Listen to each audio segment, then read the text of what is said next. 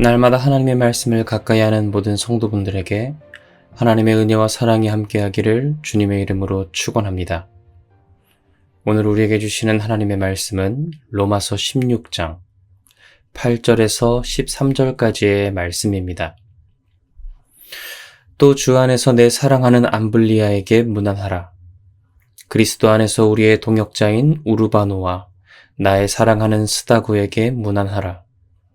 그리스도 안에서 인정함을 받은 아벨레에게 문안하라. 아리스토블로의 권속에게 문안하라. 내 친척 헤로디온에게 문안하라. 나기수의 가족 중 주 안에 있는 자들에게 문안하라. 주 안에서 수고한 두르베나와 두르보사에게 문안하라. 주 안에서 많이 수고하고 사랑하는 버시에게 문안하라. 주 안에서 택하심을 입은 루포와 그의 어머니에게 문안하라. 그의 어머니는 곧 내 어머니니라. 아멘. 지난 시간 우리는 바울의 긴 문안 인사 목록 중에 첫 번째 그룹을 확인하였습니다.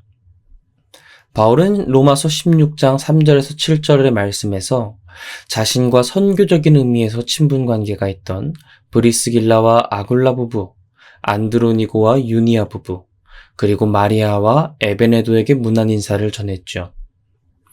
바울이 선교를 통해 하나님의 일을 감당하는 데 있어 이 사람들은 교회에 아주 열심히 헌신하는 자들이었습니다. 이들은 자신의 힘과 정성을 다하여서 교회의 선교에 힘썼고 교회를 세우는 데 힘썼고 바울은 그들을 기억하면서 문안 인사를 전했던 것이죠. 오늘은 이어서 바울이 개인적인 친분 관계에 있었던 그 사람들에게 문안 인사를 전하는 8절에서 13절까지의 말씀을 함께 나누기 원합니다. 8절 말씀입니다. 또 주 안에서 내 사랑하는 암블리아에게 문안하라. 이 말씀을 원문의 의미로 살려서 번역하면 내가 유독 사랑하는 암블리아에게 문안하라 라는 뜻이 됩니다. 따라서 바울은 암블리아에 대해 아주 잘 알고 있었으며 아주 친한 관계에 있었음을 알 수 있는데요. 우리 교회 생활을 하면서도 유독 친한 사람들이 한 명씩 떠오르기 마련이죠. 바울에게 암블리아도 이런 사람이었습니다. 그래서 바울은 더욱 친근한 표현으로 암블리아를 부르는 것이죠. 그런데 우리가 여기서 암블리아에 대해 눈여겨볼 것은 이 암블리아라는 이름이 당시 로마에서 노예에게 많이 사용한 이름이었다는 것입니다.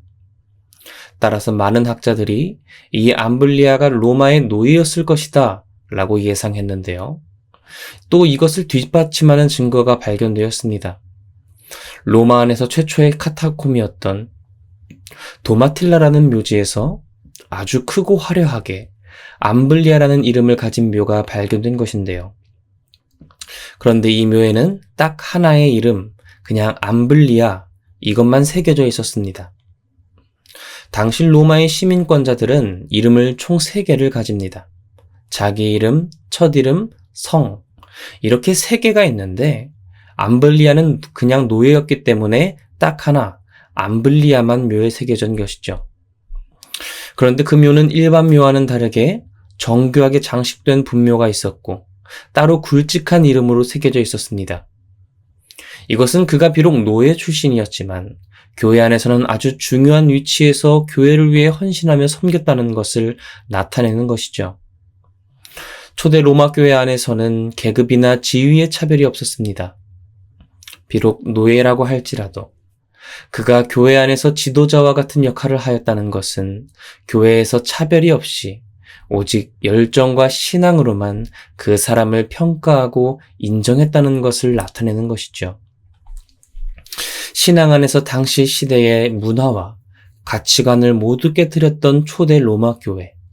그 안에서 암블리아는 너무나 소중한 일꾼이었고 또 그와 각별한 친분이 있던 바울은 그를 향해 문안하고 있는 것이죠. 다음 9절 말씀입니다. 그리스도 안에서 우리의 동역자인 우르바노와 나의 사랑하는 스다구에게 문안하라.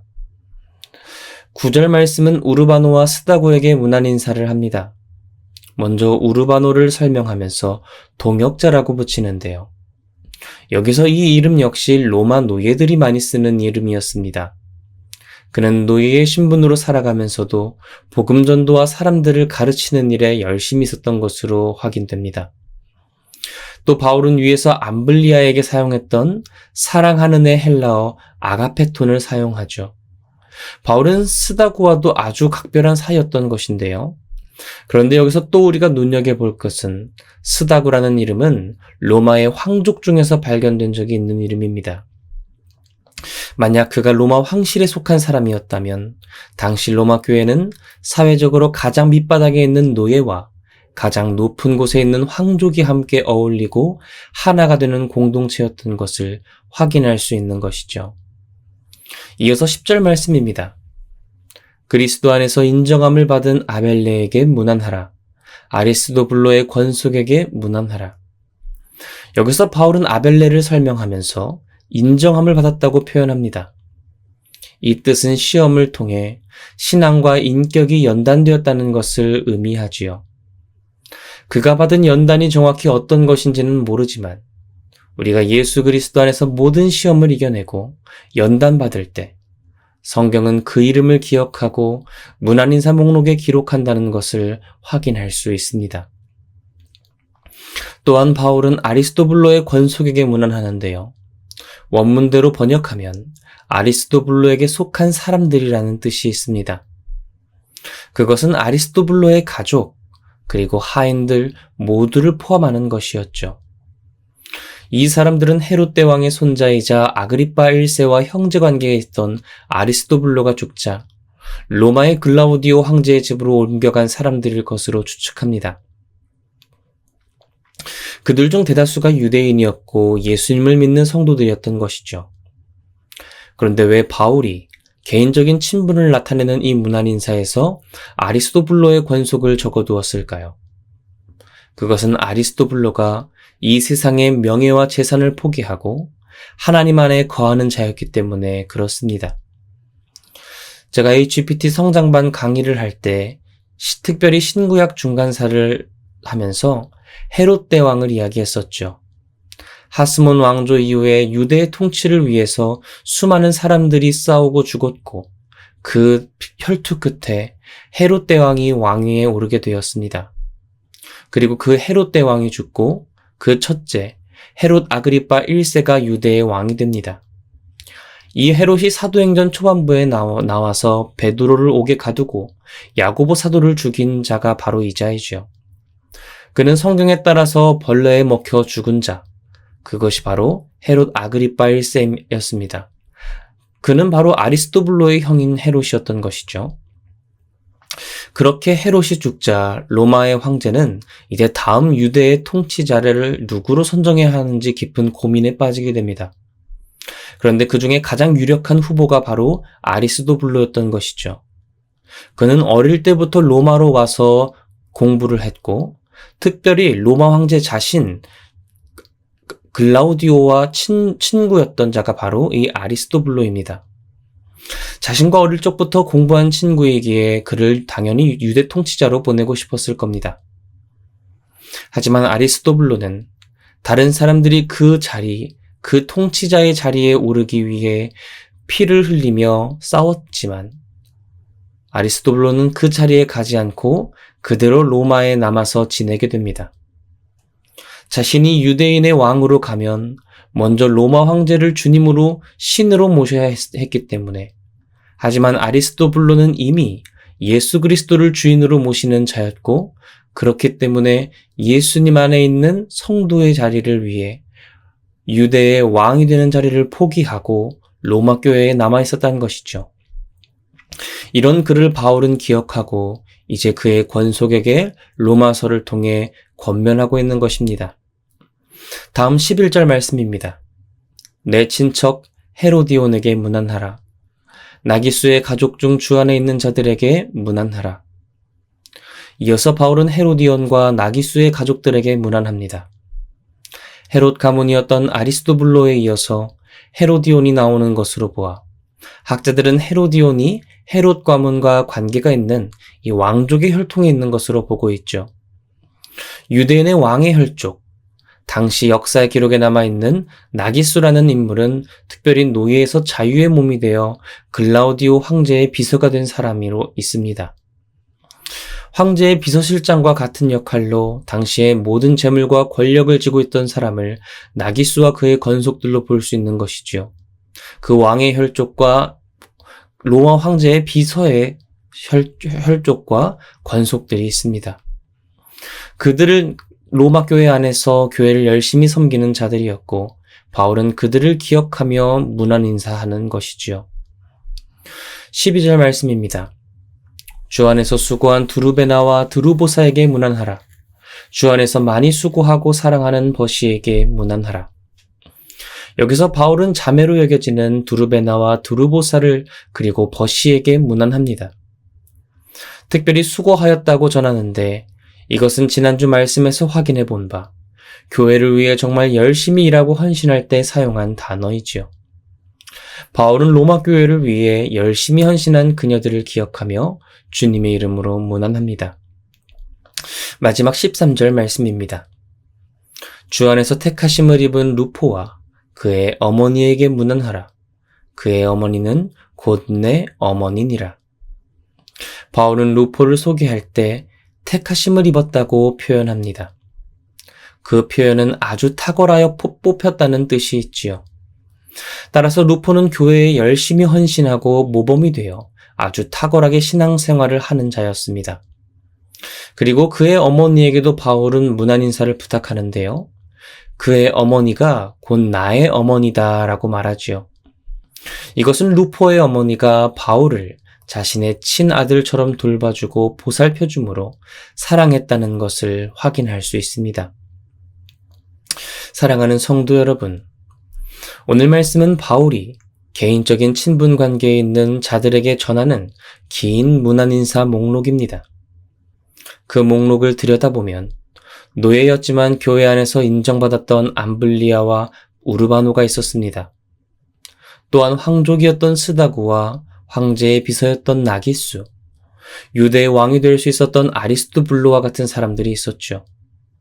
정말 로마 교회는 각계각층에 있던 사람들이 모여 있는 것이죠.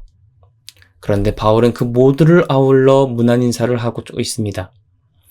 사회적인 지위에 따라서 차별하여서 바울이 기억하는 것이 아니라 돈이 많고 재산이 많고 권력이 많다고 그들에게 먼저 문안 인사하는 것이 아니라 먼저 노예 출신이었던 그 자들에게 문안하는 바울. 하나님도 우리를 보실 때 다른 것 보지 않습니다. 사회적인 지위, 얼마나 넓은 집에서 살고 좋은 집에서 살고 좋은 차 타며 떵떵거리며 살았느냐, 이것 보시는 것이 아니라 얼마나 교회를 사랑하였고 교회를 위하여 헌신하였고 교회를 세웠고 그것도 교회의 선교적인 역할을 위해 그 자신의 재물과 힘과 시간을 얼마나 헌신하였는지를 하나님은 확인하고 그것에 따라 기억하신다는 것이죠. 그가 주어진 자리에서 얼마나 열심히 하나님을 헌신했나에 따라 하나님은 그 자를 기억하십니다.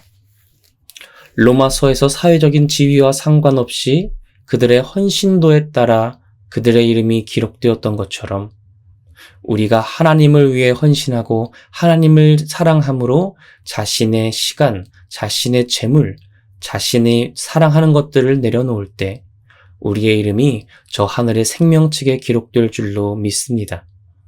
그렇게 하나님이 원하시는, 하나님이 찾으시는, 하나님이 기억하는 그 사람이 되어 우리의 삶이 이 세상에 썩어질 것으로 하늘의 영원한 것을 사는, 하늘의 영원한 것을 소망하고 천국을 침노하는 저와 여러분이 되길 주님의 이름으로 축원합니다. 시간 함께 기도하겠습니다. 할렐루야, 은혜와 사랑이 많으신 주님, 오늘도 복된 새 하루를 주시고 주님 앞에 나아가게 하시니 감사드립니다. 오늘 로마서를 통해 바울의 개인적인 친분 관계에 있었던 자들에게 문안 인사하는 긴 목록을 통해 바울은 이 세상의 사회적인 지위와 재산과 명예를 보고 판단하지 않고 얼마나 하나님을 위해 헌신하였는지, 하나님을 위해 타협하지 않고 이 세상에 재물과 명예를 내려놓고 하나님을 향했는지를 기억합니다. 그리고 하나님께서 우리를 기억하실 때 같은 기준으로 기억하실 줄 믿습니다. 내가 얼마나 이 세상에서 떵떵거리며 사는지가 아니라 하나님을 위하여, 교회를 위하여, 예수 그리스도의 복음 전파를 위하여 헌신하고 수고하였는가, 자신이 있는 자리에서 얼마나 노력하였는가를 보시고 하나님의 생명책에 그 모든 것 기록하시며 결국 그것에 따라 우리를 기억하시고 우리에게 잘하였다 충성된 종아라고 칭찬하실 것을 믿습니다. 하나님, 우리의 삶의 모든 환경이, 모든 것들이 오직 하나님의 나라를 위하여 헌신하고 하나님의 나라를 생각할 수 있는 귀한 우리 모든 화평의 성도들 될 수 있도록 하나님 붙들고 함께하여 주시옵소서. 모든 것 주님께 맡겨드립니다. 감사드리며 이 모든 것 살아계신 예수 그리스도의 이름으로 기도드립니다. 아멘.